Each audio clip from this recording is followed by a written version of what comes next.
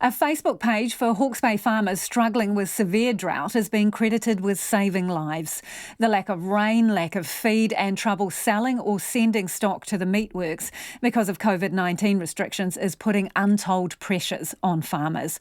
But as Anusha Bradley reports and cameraman Dom Thomas found, one young farmer's efforts are providing a little relief to those in need.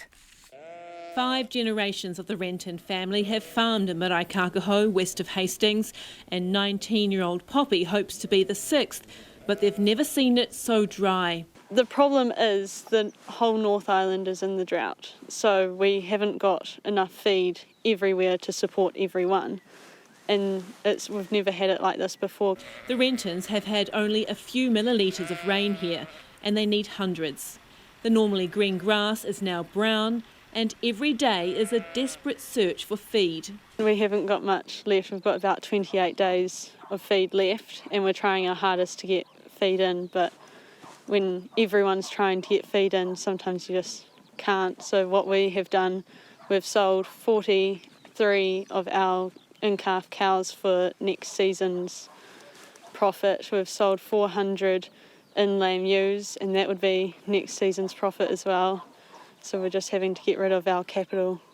Farmers across the region and most of the North Island are in a similar situation, and while there have been droughts before, this one is longer and harder than most have ever experienced. Pandemic restrictions mean they're also having to face these struggles alone. Normally you'd be able to go to the stockyards and just sell some stock, but also talk to your friends and say, what are you doing differently? Like, how can I do something that would be beneficial for my farm?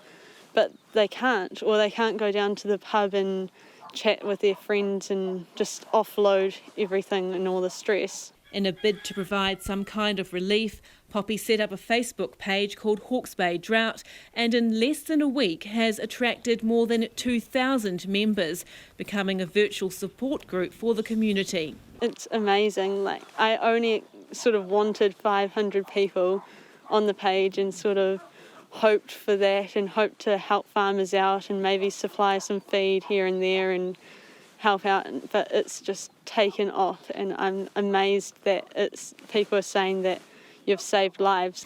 The page has become a place for farmers to share their own drought stories, swap tips on things like where to get feed and who is buying stock. And Poppy's also put herself out on a limb, posting a nude picture of herself on the page in a bid to get people to bear all and seek help during these tough times. Because it's saying that it's hard to get naked and take a photo of yourself, as it is hard to talk about mental health. So if you can go out there, get naked and get a photo, then you can go talk about mental health. So I want farmers to be able to talk, and if it means getting naked, it means getting naked. A few kilometres down the road, 4th generation farmer Jay Sorensen isn't getting naked, but he is thankful for the support the Facebook page is offering at this time. Obviously we haven't had any decent rain sort of since October last year, or September, October, so yeah, it's really dry, yep. Obviously the Facebook page and things like that's happened has been really good to actually get the word out that we're really struggling at the moment and times are really tough. Jay and his wife Amy bought the family farm from his parents in January.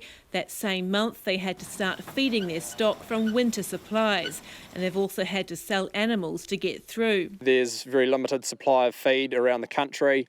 Hay and baleage is very difficult to get, and then if you can get it, then it's very expensive. So we just want to feed our stock the best that we can, and obviously to do that we need these supplements at the moment. So it's all adding to the cost, but to be fair, it's just about the stock and making sure that they're in the best condition to get through.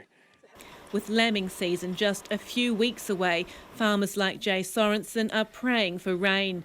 At least 150 millilitres is needed in this region to break the drought, but light rain over the last few days has delivered less than 10. In Hastings for Checkpoint, Anusha Bradley.